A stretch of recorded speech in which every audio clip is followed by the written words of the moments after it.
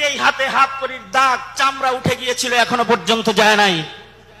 যারা এই হাতে মাসের পর মাস হসপিটালের বেডের ভেতরে হাতকড়ি, পুরানা হাতকড়ি লাগায় গায়ের চামড়া উঠে ফেলেছিল, আজকে তাদের হাতে রশির বাঁধা গরু ছাগলের রশি তাদের গলায় দেখা যায়, তাদের মাজায় দেখা দেয়।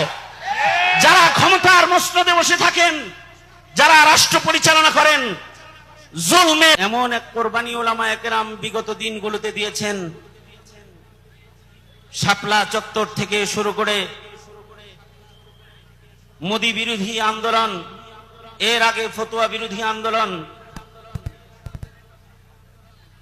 শাহবাগীদের নাস্তিক মুরতাদের মোকাবেলায় উলামায়ে কেরামের কোরবানির আন্দোলন, মোদি বিরোধী আন্দোলন, সর্বশেষ জালেমের তখ্ত